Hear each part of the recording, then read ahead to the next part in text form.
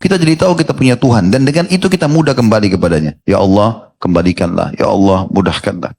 Itu yang pertama. Yang kedua, orang kalau ditimpa musibah, ini adalah jalan yang paling pintas. Kalau saya bahasakan jalan tol. Jadi pintu untuk meminta balasan dari Allah, solusi dari Allah, justru pada saat kita reda dengan ujiannya.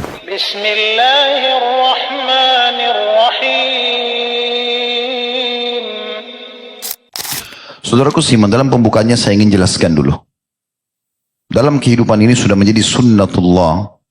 Allah ciptakan semua itu berpasang-pasangan. Ada laki-laki, ada perempuan.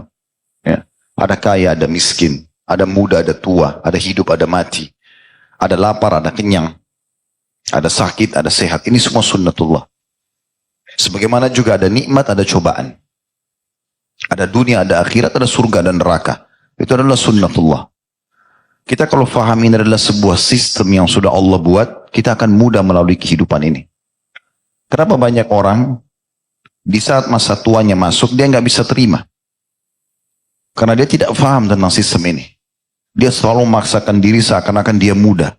Padahal sebenarnya mungkin sudah tidak layak tampil seperti masa mudanya dulu.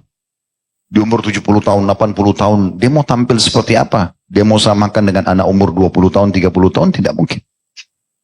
Sunnatullah, orang yang muda lebih kuat daripada orang yang tua, itu sudah umum. Kalau kita faham ternyata memang ada fase-fase itu, maka kita bisa menerima pada saat tua. Ya sudah, memang saya sudah tua. Selesai. Sederhana. Di saat kita sakit, kita bisa menerima. Memang ini pasangan. Sebagaimana kita sehat, akan ada sakit. Tidak ada orang semasa hidupnya nggak pernah sakit. Ada orang di sini nggak pernah sakit? Coba angkat tangan. Saya mau kasih mikrofon biar cerita dia. Saya 40 tahun nggak pernah sakit. Oh, Masya Allah. Nggak pernah flu, nggak pernah demam, nggak pernah sakit gigi, nggak pernah sakit kepala, nggak pernah keselio. Siapa? Ada nggak? Nanti kita siapin hadiah yang besar. Sunnatullah. Kalau antum fahamin adalah sebuah sistem yang Allah sudah ciptakan. Di saat sakit kita santai saja. Kita bisa terima. Nah itulah Allah berikan untuk mengimbangi ini. Sunnatullah ini Allah berikan kita perangkat. Di saat nikmat ada, bersyukur. Di saat cobaan ada, bersabar. Ada orang, kalau nikmat ada bersyukur. Tapi ada cobaan berkeluh kesah.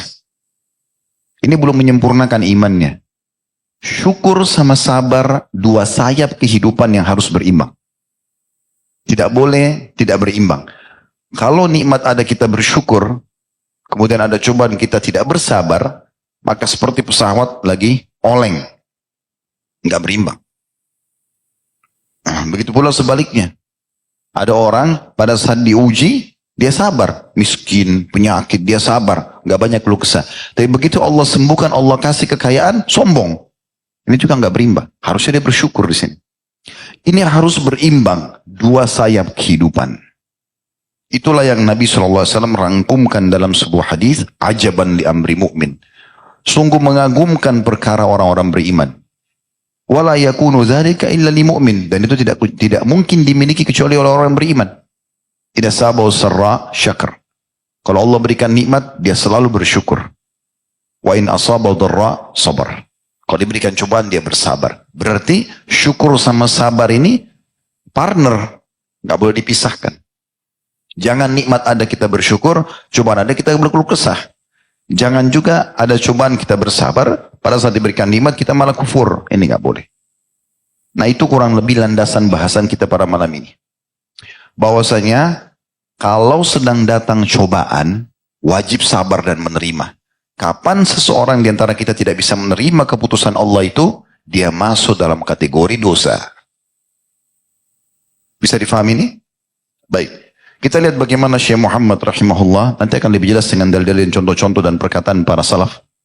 Insya Allah. Beliau mengatakan bab as-sakhtu atau bab kemarahan. Maksudnya adalah marah dan memungkiri keputusan Allah pada saat datang ujian kepadanya. Dia tidak bisa terima. Kita dengarkan misalnya. Beliau mengangkat dalil pertama surah At-Taghabun ayat 11.